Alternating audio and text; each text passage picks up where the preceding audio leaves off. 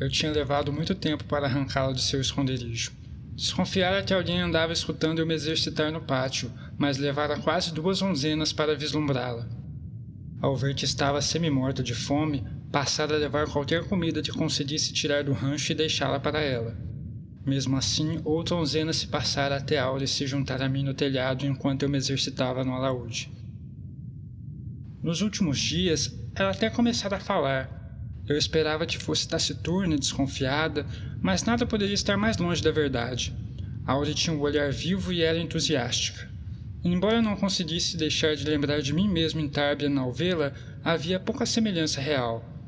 Áurea era escrupulosamente limpa e cheia de alegria.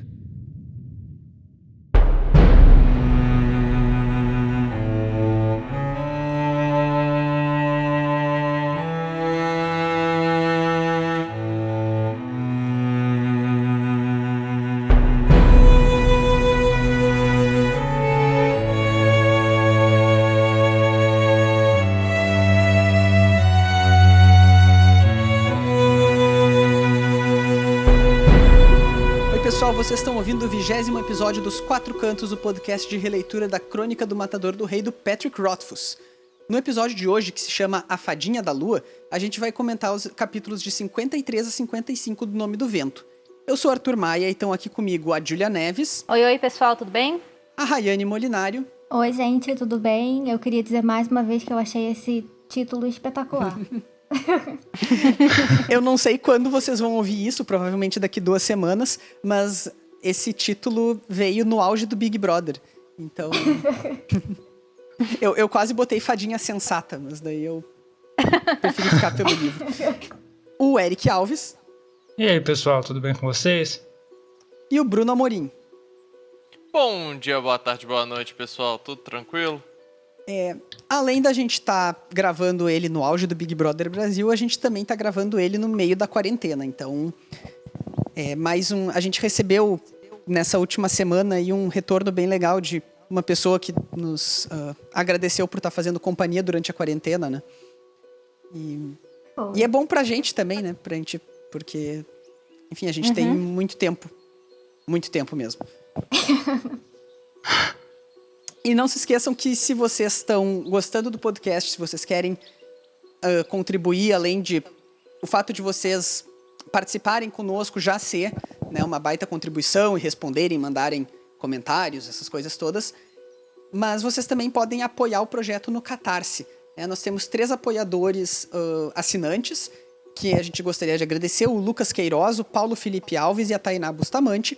A gente já fez o nosso primeiro sorteio dos apoiadores e foi sorteada uma edição de 10 anos em inglês do Nome do Vento, ilustrada. E, linda. E todos os meses... Sim, ela é perfeita, né? Eu tenho muita inveja, viu? Porque eu não tenho ela. Nem eu. Nem eu. Ó, meu aniversário tá chegando, tá, gente? Eu tenho. Meu aniversário tá chegando. Diga-se de passagem, quem me deu foi a minha namorada. Ouviu, né?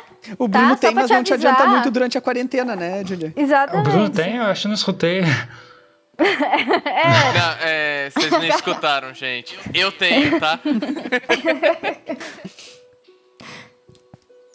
Então é isso, vocês podem nos ajudar com doações, né, de qualquer quantia.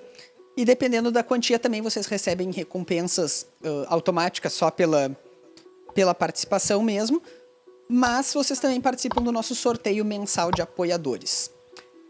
Então hoje, como eu já comentei, a gente vai comentar 3 capítulos, né, os 53, 54 e 55, que é um embrião de capítulo.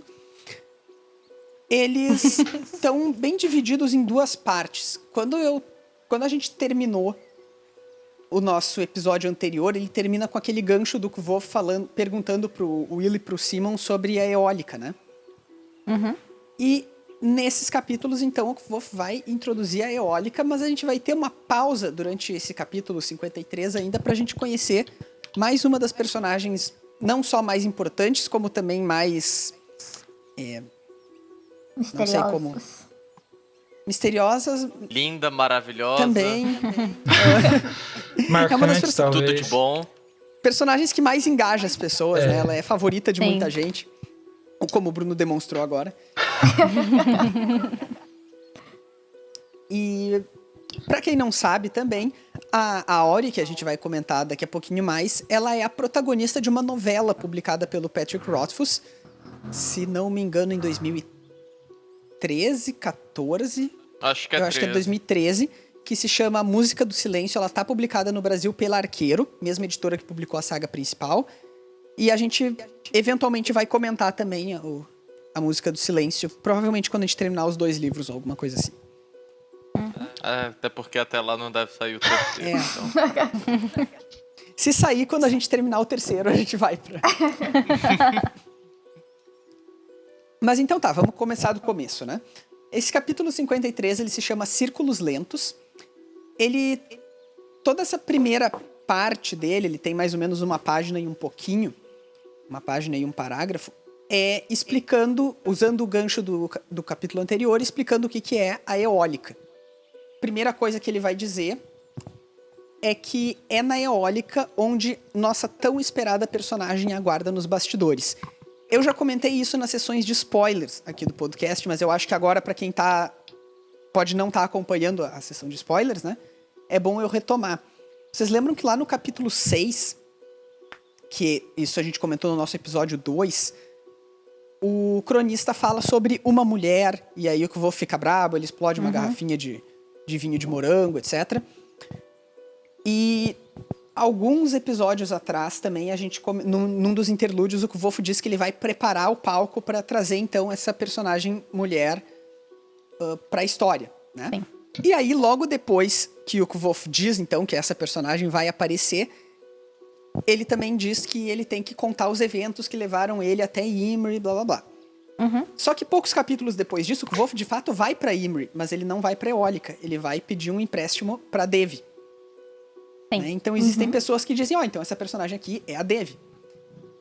Mas agora a gente chegou nesse capítulo onde ele confirma que então essa personagem estará na Eólica. A gente não vai falar o nome dela ainda nesse episódio, a gente vai falar no episódio seguinte, porque é quando ela é revelada. Mas, enfim, é só pra não restar dúvidas, né? A confirmação tá aqui.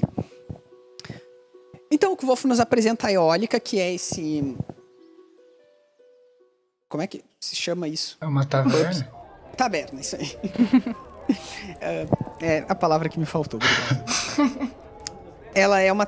Então, ele apresenta a Eólica, que é uma taberna, que ela é muito prestigiada. O Kvolf comenta que em Ymri qualquer lugar tem música, né?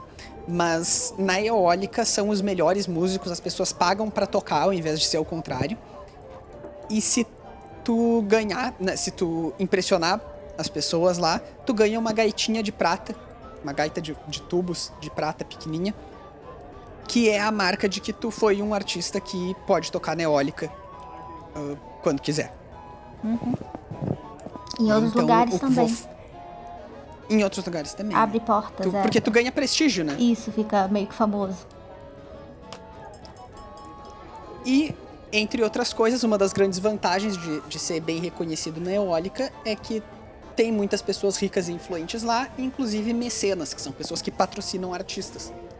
E isso é uma coisa que o Kvolf gostaria muito, porque é dinheiro e é uma coisa que ele precisa, né?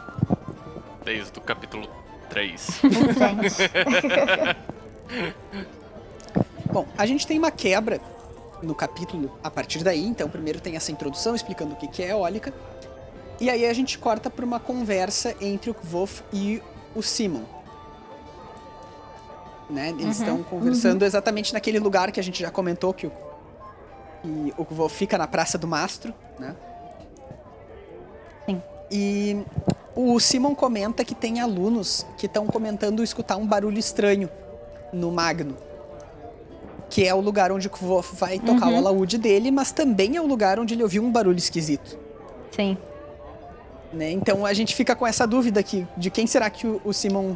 O que será que os alunos estão ouvindo, né? Muito provavelmente é o outro barulho, que não é o Kvolf, eu imagino. Eu acho que... Aí eu acho que ele tava sacaneando. Eu Ele tava- também acho, porque ele fala a questão do som, tipo um gato, não é isso? Um animal sendo espremido. E é geralmente É esse porque tipo ele de nunca zoação ouviu, que né? fazem. Exato, ele nunca ouviu ele que tocar. volta a tocar. Aí ele fala Então- assim, o pessoal tá reclamando, não sei o quê, mas é porque ele... Brincando, né? Você é tão ruim que as pessoas estão achando que você é um gato esganado, sabe? Eu acho que que é um misto das duas coisas aqui, no sentido de, tipo, as pessoas realmente estão ouvindo barulhos e de alguma maneira isso chegou no Simon e aí ele decidiu, Dá uma zoadinha. né, ele tendo a informação de que o Kvolf toca lá, concluiu que era o Kvolf e decidiu fazer uma piadinha. Isso. Eu também. Até porque o primeiro boato é um fantasma, né? Não chega necessariamente a ser essa parte do barulho esquisito. O barulho esquisito é da parte do próprio Simon. Ele que acrescenta pra implicar. E essa coisa do fantasma já é comentada desde antes, né? Eu queria só fazer uma observaçãozinha nessa parte que, assim, não tem absolutamente nada a ver, mas é que eu tava lendo e eu lembrei do outro capítulo que a gente tava lendo quando eles foram no Anker na primeira vez, né?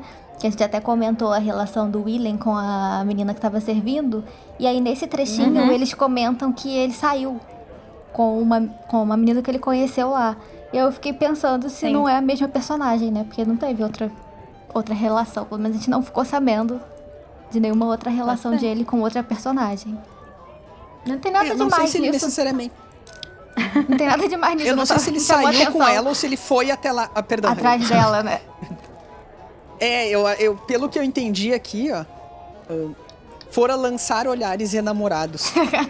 Eu acho que ele foi até o Anker pra ficar olhando. Ele gostou de ter levado uma bronca. Que não era pra ele, lembrando. Ah, é verdade. Sim, a gente ficou nessa discussão até falando que o Patrick não escrevia mais bem. Aí, É um leram em lixo de inglês. escritor. Em inglês descobrimos que, né? Isso. E deu frutos aí, ó. Né, que a gente não lembrava. Mas tá aí. Pode não ter dado frutos. Mas ele tá tentando. Ele tá tentando. O Kvolf também comenta, então, nessa conversa aqui, que ele pretende tocar na eólica, né? O Simon até pergunta, tipo, já? Né? Você tem certeza? Não deveria estar mais preparado. E o Kvolf até pensa com ele mesmo que sim, ele deveria estar mais preparado, mas ele não pode esperar mais, né? Porque ele precisa pagar a dívida dele, ele precisa se manter, enfim, ele precisa de dinheiro. E também ele é perfeccionista, né? Então o que ele dá a entender também é que por mais que ele tivesse um mês, um ano, o tempo que fosse, ele nunca ia achar que estava perfeito. Então, como ele já tinha mesmo que fazer, ele sabia que ele estava enferrujado, mas do mesmo jeito que ele ia estar ali, ele ia estar na outra semana. Ele sempre ia encontrar outra falha. Esse perfeccionismo do Kvolf é meio engraçado, né? Porque ele sempre diz que ele é tão bom que ele é muito perfeccionista, mas ele é bem rápido pra se autoelogiar também. O orgulho é... Claro, afinal de contas ele é perfeito. Eu sou perfeccionista, como eu nunca erro. Exatamente. Mais alguma coisa dessa conversa dele com o Simon aqui? Não, acho não. Aí depois Acho ele não. vai pra apresentar a Auri, né? Isso. Eles se despedem e o Kvolf pega o alaúde dele. Ele comenta aqui que já anoiteceu, né? E ele vai lá pros telhados onde ele costuma tocar. Só que dessa vez ele chama a Ori, que é aquela pessoa que ele viu, que ele ouviu um barulho um ou dois episódios atrás. Que tinha até uma maçã, né? Isso, Longe da uma maçã caindo. macieira. Maçã mordida. Longe da macieira, então tudo indicava que tinha alguém realmente ouvindo ele, né? E aí aqui ele apresenta ela. E é engraçado o jeito que ele apresenta, né? Que ele simplesmente pula a primeira vez que eles viram e já passa a descrever depois de alguns encontros dele, né? Sim. É uma relação que eles E já aí construíram. ele só menciona como que foi, mais ou menos. E já pula pra uma parte mais... que não ia atrasar tanto e ficar parecendo meio lenta no livro. Isso é uma coisa que me surpreende toda vez que eu chego. Toda vez que eu releio o livro, chego nessa parte, eu fico meio surpreso que a gente não viu o primeiro encontro deles, né? Pois é, ele faz bastante isso, né? Tipo, quando ele vai lutar com os Skryel, que ele pega e simplesmente dá aquele corte de cena antes de acontecer alguma coisa e volta depois de ter acontecido e deixa pra você imaginar como é que foi. E ele faz isso tão bem que a gente tem uma imagem, né? A gente tem um... Sim. A Tão gente bem não dá que por falta... Talvez eu tava lendo de novo e eu pensei, gente, mas já apresentou ela? Eu não lembrava. Eu acho que nessa parte da Auri é até mais assim, aceitável do que da parte dos Skrull, porque a gente fica realmente com a sede, né, de ver a batalha lá que não acontece. Mas, enfim, nessa parte aqui, porque pelo que ele explica depois, né, conforme nesse mesmo capítulo, nesse mesmo trecho, ele dá esse resuminho, e ele explica que foi mais difícil, né, foi aos poucos, teve que ir sendo aos poucos. Então, se fosse colocar isso no livro em si, ia ficar uma coisa muito extensa. Então, eu acho que faz bastante sentido, assim, essa parte. Não, faz. Mas as outras E faz partes que todo ele sentido corta... com a personagem, né? Então, com a construção dela depois, assim, a gente entende... Eu consigo entender totalmente ele ter cortado. Porque foi Não, sim, essa né? parte eu acho que faz totalmente sentido. Eu tava vendo aqui, o Kvolf, ele faz uma descrição da Ori logo depois, né? Sim, Ele e é fala engraçado que ela é mais velha, né? Mas a imagem que vem nela é sempre uma garotinha mais nova. Frágil. Sim. E toda vez que eu leio, eu fico... Cara, ela é mais velha. Ela é mais velha Como que assim? ele, Eu como esqueci assim? disso. Ele fala que ela tem Até tipo, porque- uns 20 anos, né? No máximo uns 20, eu acho, nessa faixa assim. 18, Ela não, é 20, por aí. ela não é muito mais velha que ele, ela não deve ter passado dos 20. Mas mesmo assim, a imagem que eu tenho da Aura é de uma menininha, sei lá, de Ah, mas é um 13 5 anos, anos. sabe? É. Muito cinco pequenininha. anos. Todas as diferença. ilustrações dela são assim também, né? Uhum. E- Mas também porque a descrição física dela, que o Kvolf faz aqui, ele denota que, tudo bem, ela é um pouco mais velha que ele, mas ela é muito pequena, ela é... Né, ela Muito tem traços magra, infantis, né? magrinha. É. E ele compara ela depois com ele mesmo em Tarbin, né? E você faz associação de criança, né? E eu acho que a gente, como leitor, a gente se apega muito a ela. E a gente quer colocar ela num potinho e proteger ela, sabe? Então a gente tem essa ideia da criança, né? Acho que todo mundo tem essa... Idealiza. Exatamente, a gente tem essa visão de mãe e pai, sabe? Da Áurea, assim. Então ela virou uma criancinha na nossa cabeça, mas ela é mais velha que você. Isso é E eu estranho. acho que também o que acontece é que, assim, a gente não sabe, né, o que aconteceu com ela, como ela chegou ali e tudo mais. Então a própria reação dela, que faz a gente ter essa sensação, assim, né, de ser mais jovem e tudo mais, pode ser uma decorrência disso. Porque, assim, ela podia ter, sei lá, 14 anos, 15 anos. Pode ser 5 anos que ela tá ali. Então, assim, ela continua agindo da forma que ela agia no momento em que aconteceu, sei lá, o que aconteceu com ela. Entendeu? Ela não desenvolveu tanto quanto A gente não os sabe. outros. Isso, a gente não sabe realmente, Tanto psicologicamente quanto fisicamente, né? A Isso. gente sabe que, tipo, a pessoa sofrendo de desnutrição e tal, você para de desenvolver. mas... Mas a Shaw já tava mais velha quando ela foi pra lá, realmente em torno de 15, 16 anos. Provavelmente mais, porque o Kvolf é muito novo pra universidade. Lembra que o Kvolf, ele fala que ele foi expulso antes de muita gente entrar. Não, Então a gente tem que Mais considerar. novo do que muita gente entra, né? Então, então, mas se ela tem, vamos supor, no máximo 20, também não sim. tem tanto tempo. Eu suponho que ela deva estar ali a uns... Ela deva ter um 20 baixo ali, uns 22, 23. E esteja há uns 3, 4 anos. Então, pode ter entrado com uns 18. A cabeça dela foi pro pau.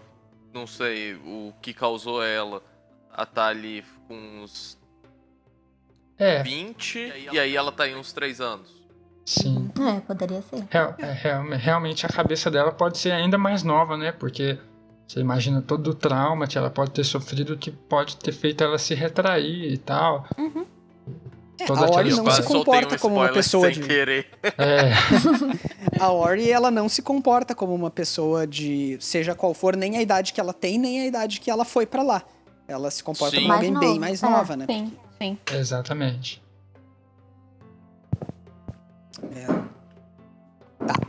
Tem uma outra coisa que eu notei aqui. Eu não sei se nesse capítulo é mencionado que a cor do cabelo dela, porque eu tava relendo aqui e eu não encontrei. Ele fala que o cabelo dela é tão fino que parecia uma cauda flutuando no ar feito uma nuvem. Fala sim. Fala. Fala? Uhum. Onde? Ou o que fala? Lembra do... fala do cabelo fino dela, realmente. Mas a Tô só cor. achando o trecho aqui. Tem uma hora que diz o cabelo espalhado no ar à sua volta, feito uma auréola, né? Isso Mas é antes disso. é antes. Aqui, ó, Mas o cabelo não tem- comprido era tão fino que parecia uma cauda, flutuando no ar, feito uma nuvem. Não, isso tudo bem, mas a cor Ah, é isso que eu não... Porque a imagem da Ori é bem claramente ela, pequenininha e cabelo comprido loiro e tal, né? Uhum. A gente imagina assim, né? Nas artes Mas a cor em si, eu acho que ele não fala nesse começo, mas a gente sabe que é o louro. deve ser mais pra frente, né? Pois é, Até isso que eu acho porque curioso. se você olha a capa A Música do Silêncio, É loiro. tipo, É louro. é a menininha loura. Uhum. Então, Eu imagino que fale mais pra frente, mas é que normalmente quando tem uma descrição física de personagem, uma coisa bem central é a cor do cabelo, né? É verdade. E Sim. E ele não fala. aqui... uma personagem, por exemplo, que... Isso não é exatamente um spoiler, porque é só mencionar o nome de uma personagem que aparece depois. Mas a Feluriana, eu li a primeira vez tendo certeza que ela era loira, porque eu perdi o momento que dizia que ela era morena. E aí... Isso acontece, né? Às vezes a gente perde, aí você fica o livro todo pensando de um jeito, aí você descobre que é de outro e fica, oi? Como assim? É. Mas como? Tipo isso. Uma coisa que eu queria comentar aqui também é que o nome desse capítulo é Círculos Lentos, né? E o Kvolf começa ligando ele à mulher que vai estar lá na eólica e dizendo que eles dois se aproximam em círculos lentos, que é uma frase que eu acho bem bonita, inclusive, esse início. Mas a gente também pode estender um pouco essa ideia de círculos lentos pra ele e a Ori, né? Ele Porque sempre faz Com isso, né? toda certeza. Ele põe Várias- o nome do capítulo com um significado meio ambíguo, tipo o anterior, que é queimado. Ele faz bastante isso. E Dá aí dá pra você alfinetada. ligar com ela, a aproximação dela e tanto com a aproximação da outra personagem. Aqui eles... Porque ele pontua bem como essa relação deles dois é uma relação de ele avança um pouquinho e aí ele volta. Ele se vê um pouquinho, aí da próxima vez ele se vê um pouquinho mais, né? Sempre essa... Paciente formiguinha mesmo. Isso. Até pra Ori poder confiar nele, né? Porque ela não... Me lembrou muito uma relação, tipo, de quando você vai tentar resgatar algum animalzinho de rua e tal, que ele tá meio Sim. Sim, já tá Traumatizado. traumatizado. Exato. com medo. Bom, e aí o leitor, de cara, se pergunta quem é ela, né? Quem é essa pessoa que tá vivendo escondida na universidade, que não fala coisa com coisa, aparentemente, e que só fala com o Kvolf. Se você é novato, você vai amar essa personagem.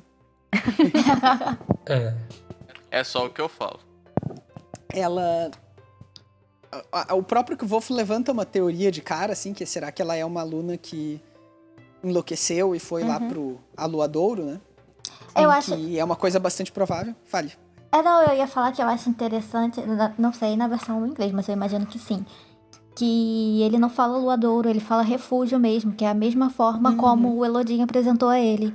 E foi só uma vez, né, Sim. que eu me lembre. Geralmente as outras pessoas todas falavam mesmo luadouro, mas ele pegou isso. Não sei se é porque ele chegou a entrar, né, teve toda aquela relação com as pessoas lá, viu. E aí meio que dá a sensação que tem uma relação mais de respeito, né, pelo local. Quando você Sim. chama de refúgio do que quando você chama de aluadouro. Aluadouro é depreciativo, né? Como se fosse uma piada, o lugar dos doidos lá. Isso. O- E ele não, e nesse momento aí ele tá pensando com ele mesmo, ele não tá nem falando, mas ele pensa como refúgio mesmo, que é como o Elodin apresentou pra ele. Ele tá falando pro cronista, né? É. Mas foi uma forma respeitosa. Não, mas é bem verdade. É engraçado que se você tá ouvindo, não tá lendo agora de novo com a gente, ele fala que o nome foi ele que escolheu, porque quando ele pergunta o nome dela, ela corre foge. de volta pro subsolo. E tem bem esse paralelo com a relação da importância dos nomes, e quando você tem um nome, você controla alguma coisa, então é meio que não dá pra você controlar ela de jeito nenhum. Você não sabe nem o nome dela. É muito doido isso, né? É. Porque a gente conhece tanto ela e a gente não sabe o nome dela. A gente não Pois sabe. é, e é um nome- Essa sensação que a gente tem, que vocês estavam falando aí do cabelo, que tipo, às vezes você imagina um personagem com uma aparência totalmente diferente e chega no final é uma outra coisa, a gente vai ter com ela se um dia a gente descobrir o nome dela. Descobri o nome dela. Pra gente. Vai dizer o nome dela é Fernanda.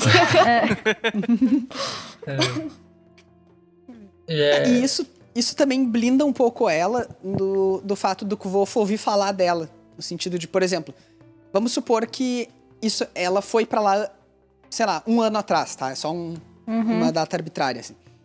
Pessoas como a Mola, a Feyla, talvez até o Will e o Simon chegaram a conhecer ela, talvez. Sim. Mas Pelo ela menos não tem estavam uma habitando o mesmo referência, espaço. né? Mas como eles só vão se referir a ela se referirem de algum jeito que não vai ser Nome. por Ori, né? Vai ser pelo nome dela. Então o Kvolf acaba nunca... Né? Faz sentido ele nunca ouvir nada sobre ela. Sim. E até algo que eu tenho pra puxar lá na seção de spoilers é isso, porque a dificuldade de se relacionar ela com outras coisas, porque você só tem esse nome que ele inventou. Ele explica tem por que uma- ele deu esse nome? Eu não tô conseguindo lembrar. Não. Não, né? Foi o nome que ele escolheu. Sim, aleatório. Tem um... Não é exatamente um motivo, mas tem uma explicação sobre essa escolha de nome dele lá no Temor do Sábio, mas eu posso falar isso nos spoilers Não. depois. Sim, é só porque Deixa eu não pro lembrava. spoiler que é melhor. Eu anoto aqui, peraí. E aí, enquanto isso, ele chega e começa a cantar, eles fazem, tipo, se aproximam ali devagar, e ele sempre primeiro traz eles- alguma coisa pra ela, Isso, primeiro eles trocam, e ela né? traz alguma coisa pra ele. Trocam presentes, assim. E aí a primeira coisa que ela dá pra ele é uma chave. E fala Da que é a lua. chave da lua. Eu ia Que aí falar você começa a perceber, que ela parece não falar coisa com coisa, né? Porque, como assim, uma chave da lua, mano? E falando na lua, tem uma outra coisa que é interessante. Antes disso até, que é quando ele chega, ela ainda tá escondida, ele tenta atrair ela pra fora, né? E ela não quer sair. Aí ele fala assim, não, hoje não tem lua. Tipo, a lua não tá no céu. Então, é igual o pessoal lá do refúgio, ela também tem essa ligação meio que desconfiada, assustada com a lua. E dentro desse diálogo, de novo, ele vai, na hora que ele dá a garrafa, né, pra ela, também com a água, ele fala que ele tinha colocado o brilho da lua, né, ela não quer. Aí depois ele troca, fala que é outra coisa que ele tinha colocado. Aí ela aceita. E é legal que ele entra nesse jogo com ela, né? Que pra ele é um jogo de falar como se ele estivesse falando com uma criança ou com uma pessoa que tem alguma deficiência mental, que geralmente tem esse costume, geralmente pessoa com Alzheimer e tal, que costuma falar do passado. Às vezes é mais fácil você entrar no jogo da pessoa pra conversar com ela do que você querer discutir com ela, porque você não vai conseguir ganhar uma discussão que é certa pra pessoa. E acaba que isso é um dos motivos que faz ele conseguir se aproximar dela, porque ele meio que sincroniza as falas ali. Ele fala a pra eles língua conseguirem dela. ter algum diálogo. Essa parte da chave também é, assim, ela é misteriosinha, né, assim, faz a gente pensar o que significa, porque ela fala pra ele assim, vai que algum dia você precisa vai na abrir lua a lua. e descobre que tem uma porta, então, são É coisas... interessante essa relação. É isso, Não. tem uma coisa Pode que eu tenho pra mais tarde. Isso aí eu acho que todo mundo já ligou, né? Sim. Anteninha, assim, tipo, eita. Mas tem uma relação interessante aqui com os elementos que a gente já tem nesse capítulo, que a Rayane pontuou muito bem a questão da lua, a relação dela possível, né, com o refúgio. A Ori menciona um professor aqui. Ela diz que ela viu o Elodin uma hora dessas. Mas que ele não viu ela, né? E o Elodin, ele diz pro Kvolf, quando o Kvolf fica enchendo o saco dele, me ensina nomeação, que as pessoas enlouquecem se elas não sabem o que elas estão controlando. Então tem várias coisas aqui ligando a Ori, de alguma maneira, à nomeação, né? Sim. Então é bastante possível com as informações que a gente tem aqui. Ela sabe também, tipo assim, o que o Elodin tava fazendo, ela fala assim, não, ele tava, tipo, tentando escutar o nome do vento, porque ontem tava bom pra ouvir. Então, assim, ela tem uma noção do que é, né, a nomeação, ela leva a sério também. Isso, ela reconhece também, ela entende o que significa. E aí, a Ori revela também pro Kvolf que ela vive no subterrâneo, que é o lugar, né, que enfim, é o embaixo da universidade. Né? Uma coisa interessante sobre o subterrâneo, ela diz que é lindo lá e tal, é que a gente já mencionou algumas vezes aqui a banda Ori, né, que é um projeto Com os membros do Nightwish. do Nightwish, isso mesmo. E eles têm um álbum que se chama... Uma das músicas é Underthing Solstice. Então, Underthing é o subterrâneo no É o original. nome subterrâneo. Diga-se de passagem, o Nightwish ele tem muita coisa. Eles têm uma música chamada Edema Ru, que é fantástica. Ela tem uma instrumentação linda, uma letra que dá um tempo você tá parado assim, então você começa. We are the Edema Ru. É muito legal, a música é muito boa e a Combina banda muito ela bem, né? traz muita coisa.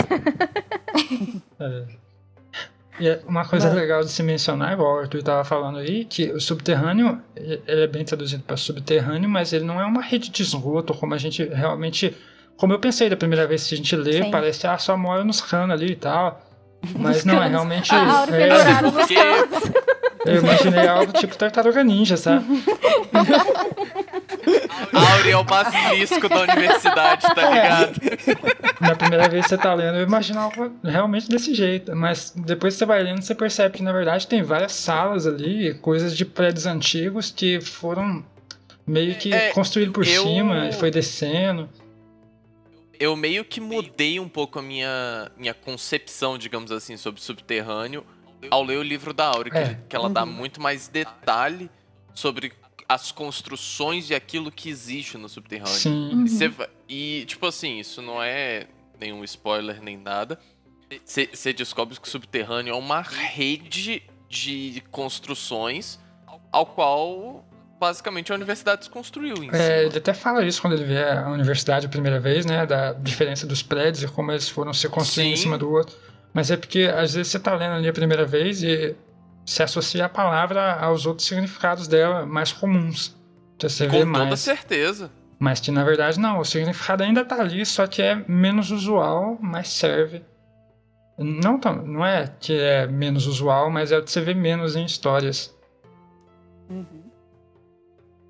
É mais pra avisar o leitor de que realmente não é igual ao Tartaruga Ninja.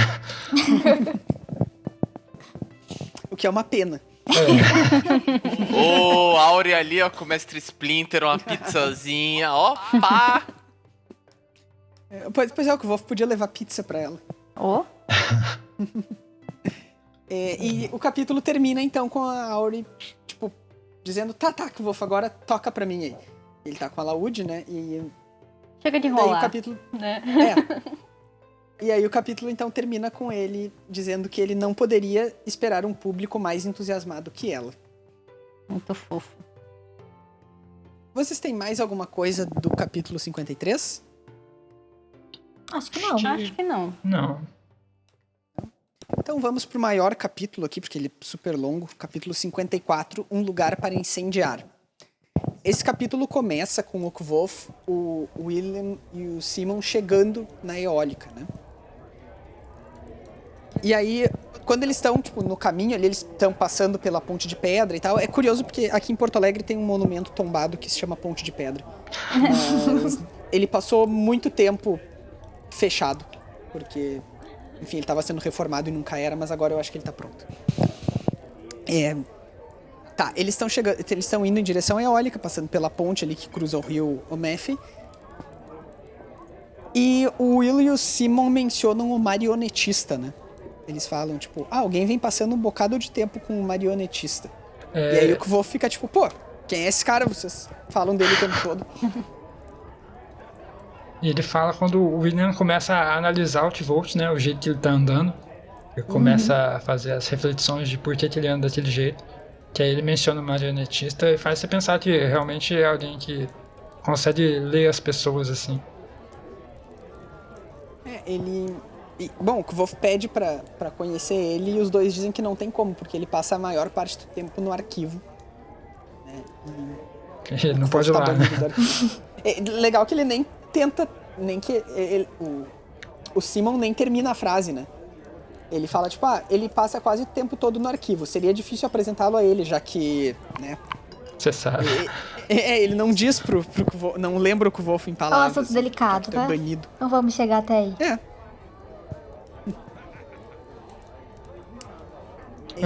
Acho legal ele ter mencionado nesse momento, porque se fosse algum outro momento, ele provavelmente ficaria curioso o suficiente para tentar descobrir mais alguma coisa, mas ele tá tão nervoso em ir pra apresentação que ele pega e deixa de lado, né?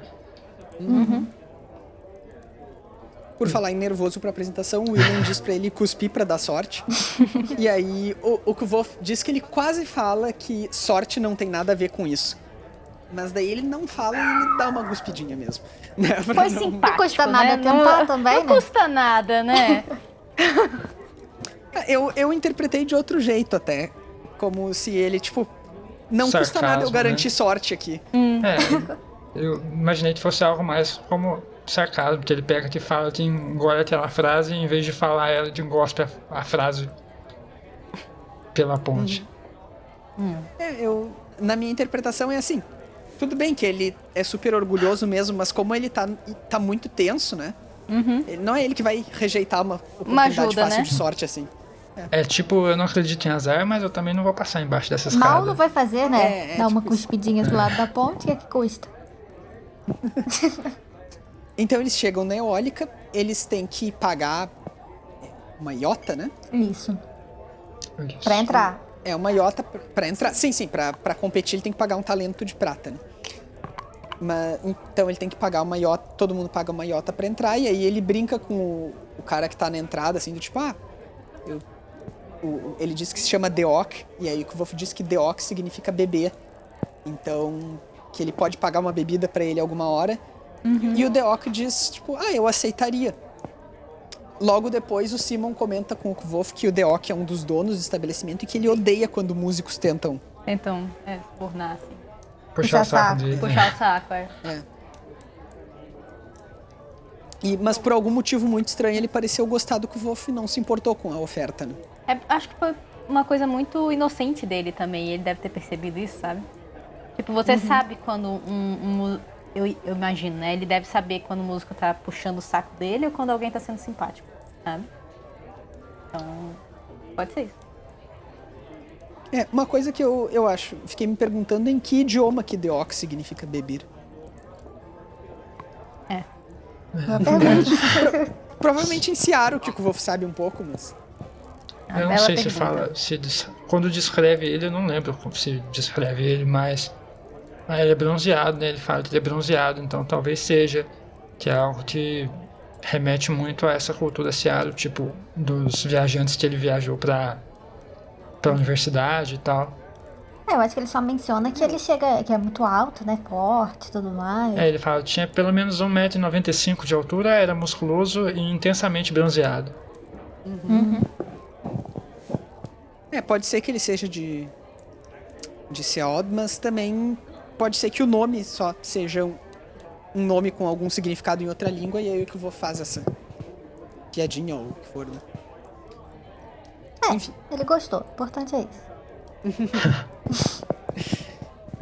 E daí logo depois a gente conhece também o Steckion, que é o outro proprietário, que é o proprietário da parte musical, como os amigos dele definem, né? E não tem muito pra falar do Steckion aqui, eu acho. Só que ele é ruivo, sente uma identificação pessoal. Que faz referência também ao nome do capítulo, né? Que ele fala de um lugar pra incendiar. Então, o Kvolf tá determinado a se apresentar e tocar uma música chamada O Lide Sir Savian Tralliard, que é a música mais difícil que ele conhece. Se tu tocar e cantar e ainda tiver a outra pessoa cantando, né? Ela é uma composição de coisas que torna ela muito difícil. O Sir Savian, ele é conhecido como o maior dos Amir, isso é mencionado aqui durante o capítulo. A gente não sabe se ele é um personagem histórico, porque não tem nenhuma outra menção a ele, enquanto pessoa real, né? Sim. Mas a gente sabe que essa música é de autoria do Ilian. E o Ilian é um Edemaru muito famoso, histórico também. Sim. Eu acho que a única coisa, outra coisa que fala do Savian que ele vai falar ainda nesse capítulo, é sobre o tempo que ele passa com os Amir, né? Que ele fala que ele passa 3 anos treinando e mais 3 atuando. Agora, Se isso é da lenda ou é histórico, aí já não dá pra saber. Não dá pra saber se ele é um personagem quase que só fictício pra música, né? Ou se... Você realmente Seria existiu. tipo o Taborlin. Ah. Mas enfim, essa música, então, é um épico, né? Sobre a história de amor do Savian com a Aloin, que é a esposa dele. É definido depois como um amor perdido e reconquistado e perdido de novo, né? Então ele é bastante dramático. E ela precisa de duas vozes, né? Ela precisa de alguém para interpretar o Savian e precisa de alguém para interpretar a Aloin. Só que o Kvolf não tem ninguém. Sim. E aí a estratégia dele é... Sei lá, alguém vai cantar junto comigo. Alguém entra no meio. Eu acho esse plano dele, assim, uma coisa absurda. Insana. Não consigo... Eu leio essa parte da primeira vez, eu senti isso, depois eu li, eu senti de novo e agora de novo. Porque, assim, é uma coisa que não faz sentido nenhum. Tipo, você... É muita confiança. É muita confiança, é muita coragem, assim, E é tipo assim, como que uma pessoa que tá na plateia vai adivinhar que é pra ela, tipo assim, vou começar a cantar aqui pra ajudar. Tipo, como ela vai saber, sei lá, se fosse eu que estivesse na plateia, mesmo que eu soubesse cantar, que eu não sei, mas se eu soubesse, eu ia pensar assim, pô, já combinou com alguém, né? Alguém vai... Vai ter outra pessoa. O que ele faz pra isso acontecer, ele dá... Repete o refrão, né? Que aí ele dá uma deixa pra pessoa perceber que ele tá pedindo ajuda. Mas realmente você esperar muito. Mas mesmo assim, é muito corajoso, cara. Corajoso, velho. O Stackion até menciona, ele fala tipo, tu vai tentar a tua gaita de prata fazendo isso, né, pedindo ajuda, mas a maneira como ele fala é um termo bem específico e dá a impressão de que é uma coisa meio comum fazer isso. Não pra ganhar, não no seu teste, digamos, mas nesse tipo de ambiente é meio comum, assim, tu pedir, né, intervenção do povo. Ou a plateia intervir na tua Seria música, tipo como levantar a mãozinha assim e chamar as pessoas. Jogar o microfone aí, bora galera. Mas com certeza não é algo que um adolescente que ninguém conhece faria num momento que é muito importante pra ele, né? E o mais absurdo desse plano todo é que ele funciona, como a gente vai falar daqui a pouco. Sim. Muito bem, né? Fala. Quem? Ninguém? Acho que não, sem querer. Bom, o Kvolf também, na verdade, quem vê é o Willem, que diz, lá vem ele, né? E aí todos olham e o Ambrose tá chegando na eólica. O Ambrose leva a lira dele e fica lá sentado e está lá sendo o Ambrose, né? Ele não tem nenhuma interação, além de ser ele em silêncio, nesse capítulo. O que é uma bênção, né? Graças a Deus, já pensou? Chega, Imagina ninguém se ele aguenta fosse mais. ele falando. A única interação que eles têm é ficar trocando olhares de nojinho, né? Olhares raivosos. Que maduro.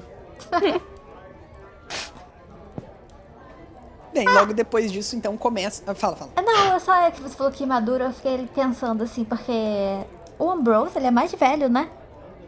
Sim. Então, assim, a gente pensa, o Kvolt, tudo bem, ele tem 15 anos, né? Tá agindo igual um adolescente, mas, pô, o cara, tudo bem, não tem 30 anos, mas espera-se, né? Tem um pouco mais de maturidade, mas não é o caso. Não mesmo. O Kvolf deve ter o Ambrose deve ter uns 20 e poucos, assim. 20 e pouquinhos, eu acho. Imagina tu com 20 e pouquinhos anos ficar olhando torto pra um adolescente. Pra um moleque de 15, sabe? Só deixa mais ridículo a cena, né? É pior ainda, sabe? Ai. Bem, aí então começam as apresentações, né? O Deok tinha dito, o Stackion tinha dito que ninguém começa antes do pôr do sol, e isso é bastante comum nesses lugares de atrações de noite, assim, porque eles querem que o bar encha para as pessoas tocarem e ter gente para assistir, né? Então, eu lembro uma vez, quando eu tinha uns 14 anos, assim, eu tava lendo um livro de depoimentos dos primeiros shows do Guns, assim, em 85, alguma coisa assim. E aí, eu não me lembro quem falou, mas tinha uma frase que era muito boa, que era: nesses lugares eles não se importam com a hora que tu começa, mas eles só se importam com a hora que tu para. O show tem hora pra acabar. Tu fica aí no palco até as 9h30. A hora que tu entrar, azar o teu. Então, é bastante comum, assim, de clube noturno, tanto em Imri, aparentemente, quanto atualmente, assim. Eles atrasam porque as pessoas ficam consumindo, elas ficam bebendo, enfim. Né, enrolar as pessoas. Bom, então tem vários músicos que vão pro palco no início, tem alguns que já têm a sua gaita de prata, e o Kvof fica impressionado com eles, e ele até diz que se ele não tivesse decidido já tocar a música do Sir Savian, ele teria decidido agora, né? Só pra provar. Aquela teimosia do menino. Não, e ele comenta decide também por causa do Ambrose. Quando ele vê o Ambrose, ele tava tentando pensar em outras músicas que ele poderia tocar. Daí quando o William fala pra ele, e olha lá quem chegou, aí ele fala, não, agora vai ser essa. Questão de honra agora. É de birra, né? De birra. Não é nem honra, é birra mesmo. Bom, ele comenta também que teve um flautista bem habilidoso, que ele achou, tipo, ele ficou razoavelmente impressionado com o cara, e ele não ganhou a gaita. Depois teve uma cantora que cantou muito bem, mas dela pegou a harpa e ela não tocava a harpa tão bem quanto ela cantava. E aí ela não ganhou a gaita também. Então, assim, são pessoas competentes no mínimo. Sim. Né? Isso mostra que E o ele padrão é mesmo bem alto. fala isso, então... Porque é difícil ele elogiar, né? Então, então ele elogiar é uma... Você já fica, eita. É algo a prestar atenção, né? Que é difícil mesmo. Se ele diz que é decente, é porque é muito bom. E uma das pessoas que aparece nesse momento também, ele sobe no palco lá e durante uma outra apresentação, e daí depois ele canta um pouquinho, ou ele toca. Ele canta, eu acho. É o Conde Trape. Ele canta e toca. Ele canta e toca. Ele faz os dois, né? E o Kvof diz que logo se vê que ele não tava lá por causa dos talentos musicais dele. Que quando ele toca, ele esquece de cantar e acaba de ele canta só quando depois de tocar. Tipo criança que toca o violão, para. Aí para. Muito fofo. Eu não sei, mas eu imaginei ele muito como o sultão de Aladdin. Boa imagem. Boa imagem. Nossa, agora eu só vou ver ele desse jeito. Foi uma boa, porque eu tenho eu tinha uma imagem meio padrão pra ele, que eu nem sei de onde eu tirei, mas essa é melhor. Então vai ser esse aí agora. A chave do episódio podia ser exatamente essa. Não precisa desenhar daí, pega. Pega do Google, né? Tá.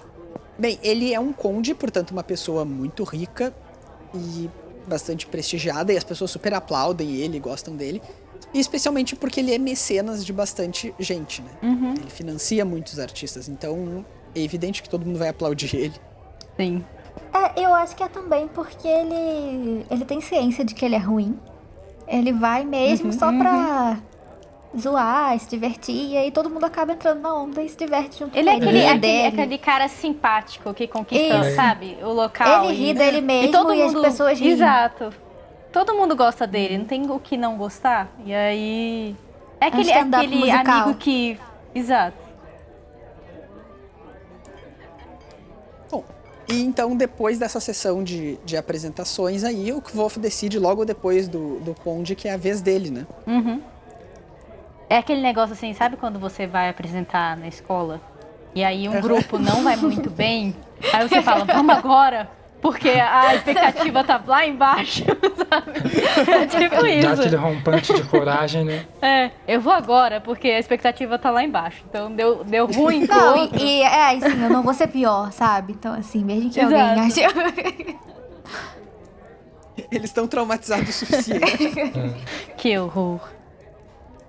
O Kvof comenta então que ele tava nervosíssimo, mas quando ele sobe no palco ele se acalma. Que isso é uma coisa muito comum pra ele, assim. Ele fica nervoso antes, mas na hora é tranquilo. Ele não comenta aqui sobre descer pro coração de pedra que ele... Não. Ele realmente não faz isso. Mas é um pouco... Ele não faz isso até porque ele continua sentindo várias coisas depois, né?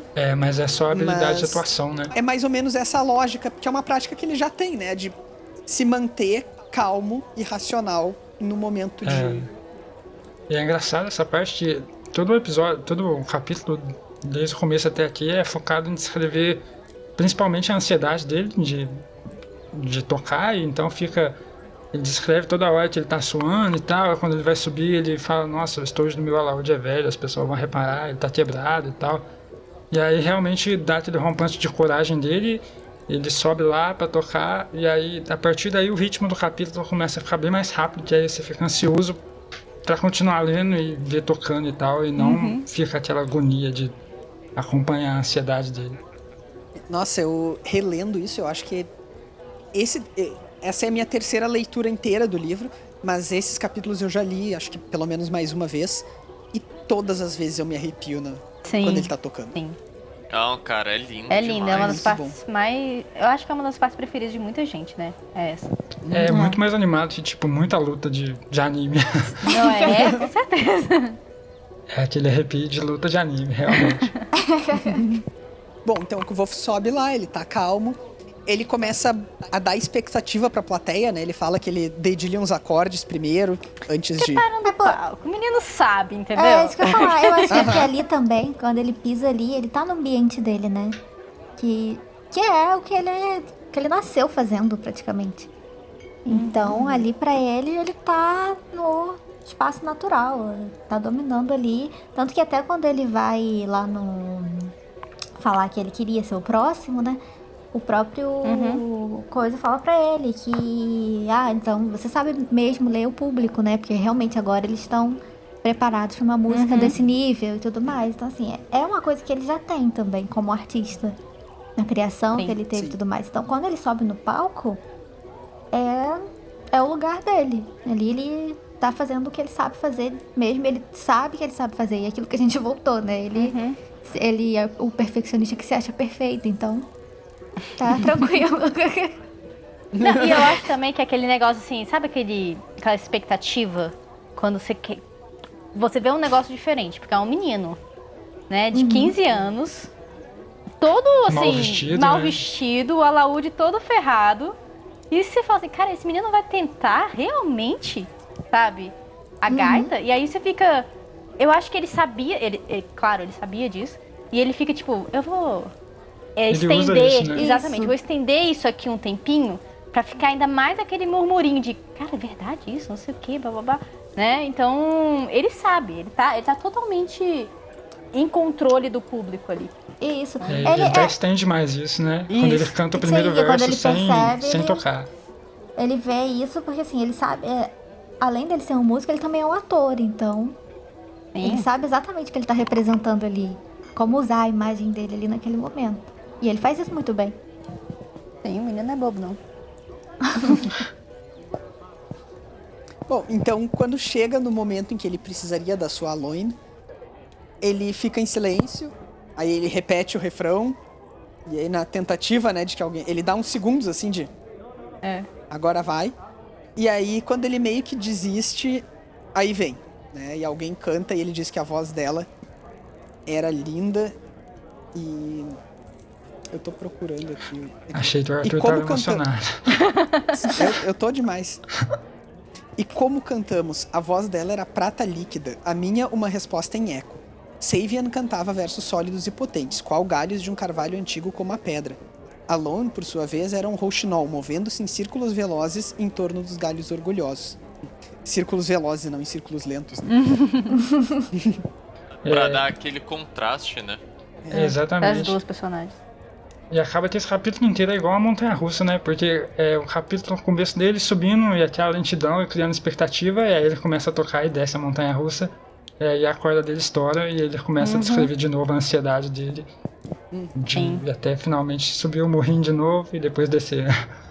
Então, a corda dele arrebenta e aí ele precisa repensar todo o número dele, mas ele consegue. Sim. Ele improvisa o final e aí no final ele chora, né? O que é muito bonito, né?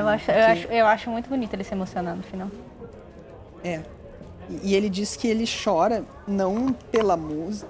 Aliás, ele chora não pelo nervoso dele, não por causa da corda, não porque ele começou a sangrar, né? Ele cortou os dedos tocando. Mas o que ele chora mesmo é pelo conteúdo da canção, né? Pelo Savian e pela Alone. Ele conseguiu sentir o que ele tava apresentando. E aí vamos pro super longo capítulo 55, que se chama Chama e Trovão. Imenso. Nossa. Que basicamente a única coisa que é dita nesse capítulo é que dá um silêncio e o Kvolf fica nervoso, tipo, será que foi ruim? E aí as pessoas começam a aplaudir, começam a chorar e... Acaba assim, nesse momento de glória.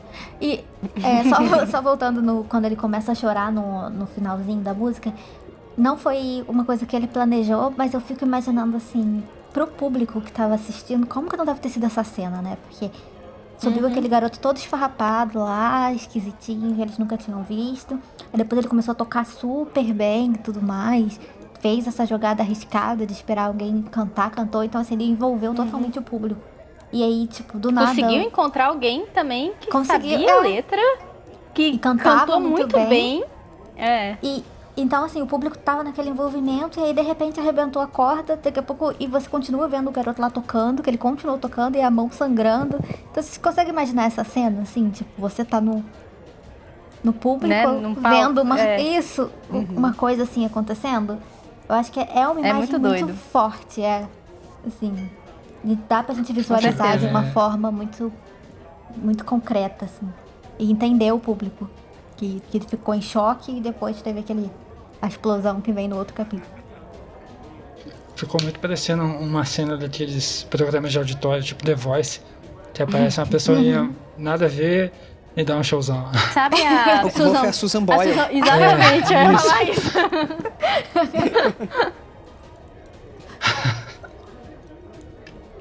Bueno, mais comentários de vocês aqui sobre o 54?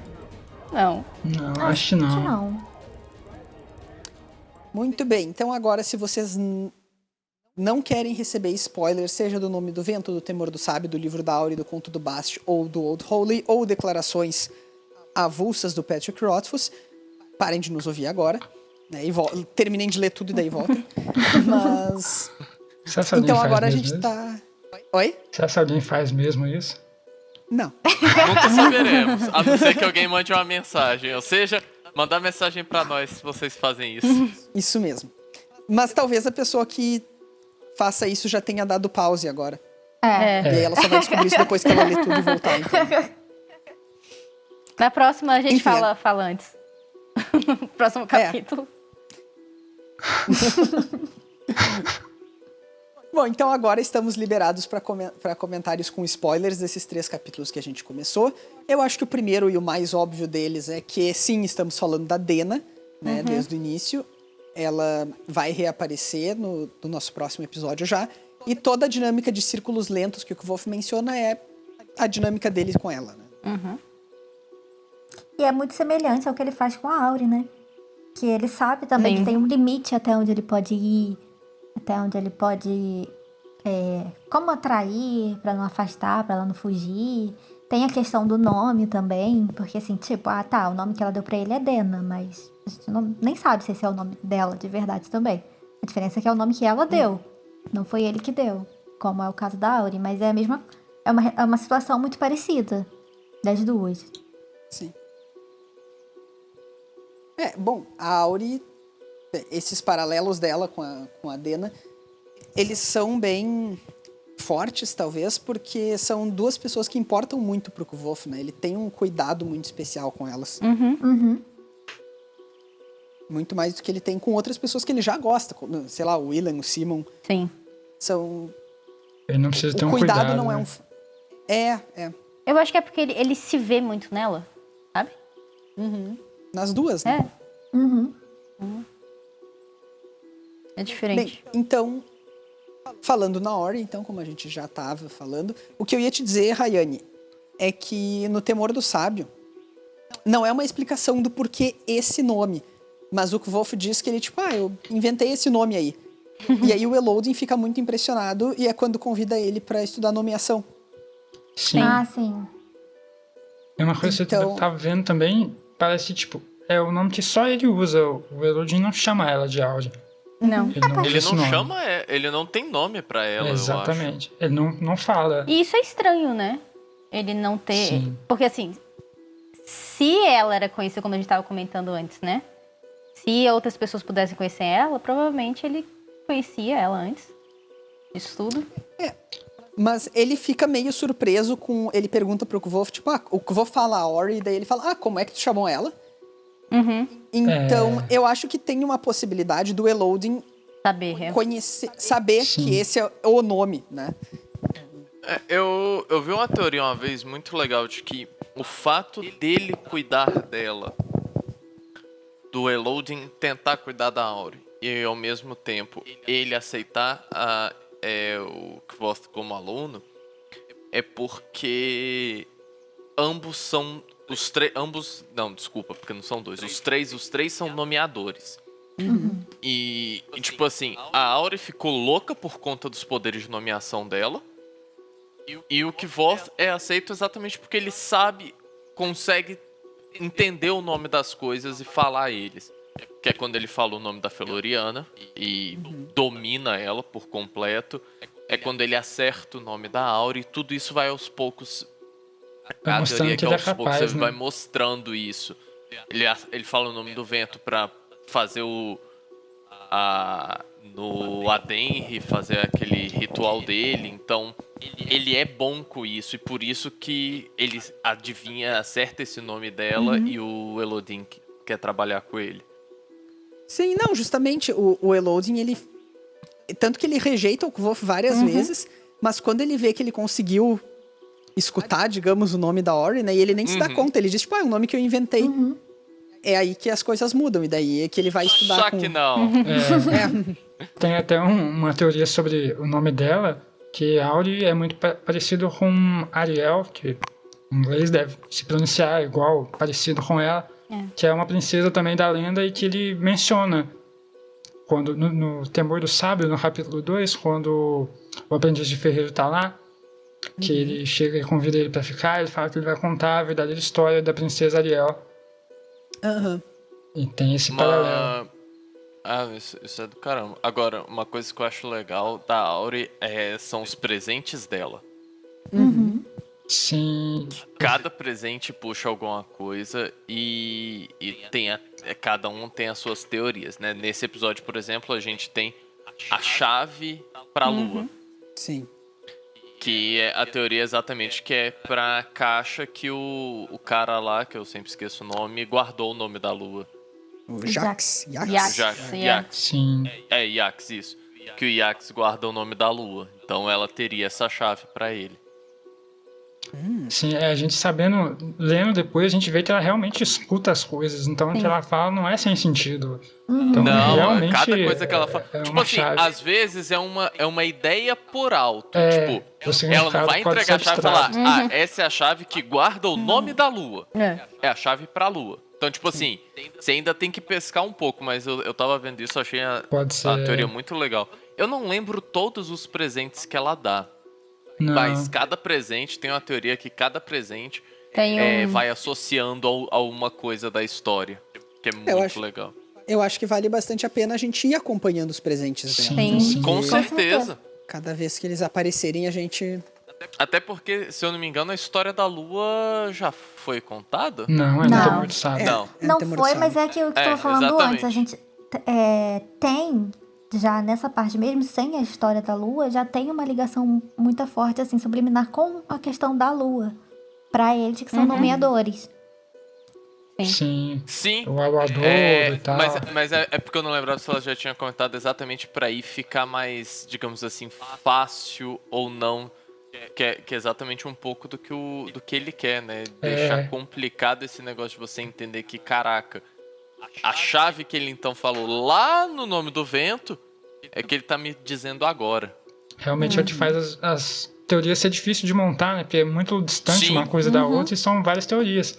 E uma coisa que eu tava vendo sobre a teoria de quem é a Auri é que talvez, a gente tava falando das pessoas conhecer ela pelo nome verdadeiro, é que talvez ela seja da realeza por todo esse jeito dela de se curvar quando eles vão se cumprimentar e comer devagar e tal.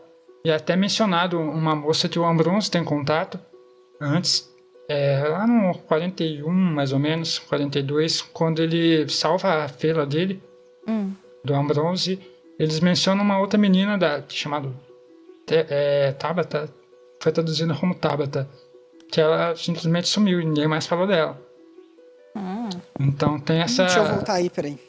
tem essa ligação de que talvez ela usasse esse nome Tabata para estudar na universidade, uma vez que as pessoas fora da universidade não veem a universidade com bons olhos, e os nobres geralmente usam nomes falsos para poder estudar lá, e depois quando voltam para os seus reinos e tal, voltam a usar o nome, que talvez esse fosse o nome falso dela, e aí aconteceu isso com ela e ela se perdeu. Tabata era uma nobre que o Ambrose estava prometendo em casamento. Então não sei se realmente liga com ela. O tempo fecharia. Né? Fecharia. Fecharia, tanto pela idade dela, tanto como pelos trejeitos dela de nobre, que na primeira vista parece só algo bem realmente peculiar dela. Sim. Eu tô procurando aqui essa menção que tu falou. E tem essa questão dela ser nobre, tem uma partezinha nesse capítulo mesmo que, assim, ela é bem superficial, assim, mas dá pra ver que ela já... Claro que nem todos os alunos da universidade, eles são pobres, a gente sabe disso, né? Eles têm uma condição boa. Mas no caso dela em específico... Sim, tanto que tem alguns nobres até. Isso. A maioria, né? Mas no caso dela em específico, quando o Volt leva o pão pra ela fala, tipo, como quem não quer nada, eu gosto de pão branco. Do pão branco. Que já menciona, tipo, que é caro, né? Tem essa designação de ser uma coisa, assim, mais sofisticada. De nobre. Sim. Isso, e aí eu vou te falar até pra ela, assim, eu também, mas só quando eu tenho dinheiro, só quando eu posso comprar, alguma coisa assim. Então, assim, faz sentido ela ter uma condição melhor, nobre, São várias algo dicas, né? Umas dicasinhas, assim, né? É sutil, mas tá ali, a indicação. Outra coisa que eu achei bem curioso foi quando ele menciona os subterrâneos e ela fala que gosta de lá, que ela fala que ela pode sempre enxergar lá. Então fica meio parecendo que ela enxerga só no escuro. Ele tem alguma relação com a lua, é isso? Eu acho que ela ficou tanto tempo no escuro que Claridade a machuca visão ela. dela, a visão dela acabou se acostumando, tipo, atrofiou, saca? Sim. Eu imaginei que talvez realmente ou tivesse alguma coisa com a lua ou com o fato dela meio que ver as coisas e escutar as coisas de verdade. Eu acho que eu não acho que tem muita ligação com a lua. Desculpa, Arthur. Não, pode falar. Eu ia falar de outra coisa, tá. pode falar, que eu tava procurando aqui. Eu ia falar da questão que eu não acho que tem tanto a questão da lua, porque considerando o capítulo quando eles estão no refúgio, quando o Elod leva o Volt lá, eles dão a entender que a lua, ela meio que descontrola eles, ela deixa eles mais nervosos, mais agitados. Então, assim, por isso ela não gostar, entendeu? Ela fica mais retraída, isso. Exatamente, essa relação de não gostar. Isso. Mas, assim, a questão de enxergar, eu acho que é os dois sentidos. Tanto porque ela se adaptou, né, ao local, ela tá muito no escuro. Então, quando a gente fica no escuro, a gente consegue, né? Tipo, tá tudo apagado, você consegue ver as sombras. Imagina você vivendo assim direto. Então, ela consegue realmente enxergar tudo lá embaixo, porque é o que ela se adaptou. Mas também, justamente por isso que o Eric comentou, que ela também, além dela conseguir ver, porque ela tá convivendo lá, que ela se adaptou, ela tem essa percepção maior das coisas. Então, acho que são as duas coisas nesse sentido. O que eu ia comentar aqui é que eu não consegui encontrar a Tabata, mas... Eu também procurei, eu demorei a achar. Provavelmente é no capítulo 43. Isso, Depois eu vou dar uma procuradinha com mais calma nisso. Porque eu olhando o e-book aqui, eu fui dar um buscar pelo nome e todas as variações eu não consegui achar, mas é porque ele tá com um acento, então aí na busca não aparece. Tá no capítulo, vou achar aqui. Tá no capítulo 43, num parágrafo antes que ele fala aquele ato da Daêonica que o Tarsus diz sobre ele farei cair a fome e o fogo até que sua volta ecoe a desolação. Ah, é Tabata. Isso, mas aí no português foi pra Tabata. Ah, virou Tabata. Com acento e sem H. Eu consegui encontrar aqui uma pessoa que teorizou isso, inclusive, tá no Reddit. Sim, sim. Tabata... isso mesmo. E a pessoa até aponta que Tabata é uma variação do nome Tabita, que é um nome bíblico, e que é uma mulher que voltou à vida foi ressuscitada por São Pedro. Não faço ideia se isso é verdade, mas deve ser, né? Não sei, deve ser. Não tenho a menor ideia. Acho mais fácil entender de nome do vento e da Bíblia. Todo mundo fugiu da escolinha dominical. É assim. Daqui sim. Que vergonha vocês. Mas então, pode ser. Mas isso explica também, assim, porque o nome dela foi traduzido. Que tenha, né, algum significado aí, porque o Patrick usa muito nomes mitológicos, assim como puxando o gancho para a próxima coisa. Puxando o gancho para a próxima coisa. Uma das cidades perdidas, né, a cidade de Belen, que é Belém, né, uma das cidades lá da história do Scarpe, sobre Mirta e Niel, tinham outras 7 cidades, uma delas era Belen. E o Eric, eu acho que já comentou aqui em outro episódio, né? No episódio 16, né, das Portas de Pedra. Isso. Que os subterrâneos, na verdade, seriam as ruínas dessa cidade antiga. E que talvez ela more lá e cause essa relação de princesa Ariel perdida, tumbas e reis e tal. Porque tem, como a gente comentou, né, na sessão sem spoilers, o subterrâneo ele tem construções antigas, ele não é só onde moram as tartarugas ninjas, né?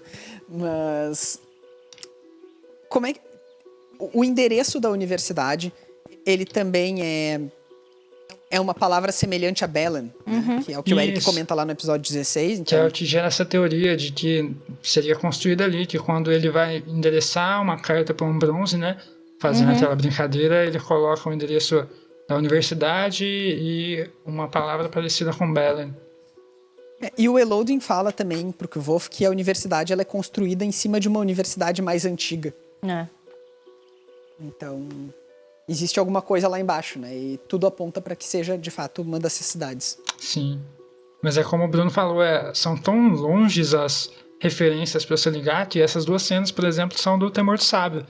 Então, quanto tempo passou já que você leu isso agora? Sim, os livros são grandes, né? Sim. E essas coisas de ficar pescando é que são difíceis, né? Mais alguma coisa sobre a Ori? Não, né? Acho que não. A gente ainda vai falar muito dela pra frente, então. Vamos, hoje foi um basicão, assim, né? Foi o mais evidente, assim. Bem, no capítulo 54, eu tenho só uma pequena... um pequeno comentário, que na página 360, quando o Kvolf está descrevendo a canção que ele tocou, né, a Lie do Sir Savian, ele fala, bem no finalzinho ele diz: chorei por Sir Savian e Alone, pelo amor perdido, reencontrado e outra vez perdido, pelo destino cruel e pela insensatez humana. Eu me pergunto se o fato dele e da Dena estarem cantando juntos aqui É uma referência, né? Não tem um paralelo justamente com essa história de amor perdido, recuperado, porque a gente não sabe o que vai acontecer com eles, mas a gente sabe que é trágico. A gente sabe que ele tá sozinho no futuro. Então, a gente sabe que não deu certo, assim. Tá arrastando e ele chifre fala no asfalto. E ele fala sobre a insensatez humana, e insensatez é uma coisa que vai ficar bem marcada no Kvolf, desde lá de quando o Abenf dá o bilhetinho pra ele, dizendo cuidado com a insensatez. Nome da espada. Então... São trechos que sempre vêm junto, né? Eu ia dizer que essa história, assim... Não essa história, mas esse trecho, ele lembra também a história do... Olha, esqueci o nome dele. Da Elira e do Lanry. Porque é basicamente isso, né? Eles eram casados, eles se encontram, eles eram um casal, eles estavam juntos. Aí tem a tragédia lá, né? Que ele morre e ela vai trazer ele de volta. E aí, tipo, dá tudo errado. E eles acabam separados de qualquer maneira. Não tem um final feliz. Pra onde fugir, né? Eu não sei se vocês lembram, mas no episódio que eu vou falar da Daeônica também, eu comentei que tinha um possível paralelo entre a Daeônica, o Lanry e o Kvolf. As histórias. E aí agora a gente tem também o Savian. Talvez o Patrick Rothfuss só conheça uma história. É engraçado. Ele sempre faz isso, de criar várias histórias que seguem as mesmas estruturas, que faz a gente criar essas teorias, né? Porque a gente já viu essas repetições em outras histórias dele. Até porque pode ser, de fato, uma mesma história que, contadas por pessoas diferentes ou por culturas diferentes, ganham outros aspectos. Sim. Bom, vocês têm mais alguma coisa sobre esse capítulo 54? Não. Não. Acho Não? que não. Tá bem, então a gente vai encerrando por aqui. Esse foi o nosso 20º episódio. A gente volta em breve. Mas se vocês quiserem falar conosco, se vocês precisarem... se vocês têm dúvidas, se vocês têm comentários, reclamações, elogios, o que for, vocês podem nos contatar pelas redes sociais. E quais são elas, Rayane?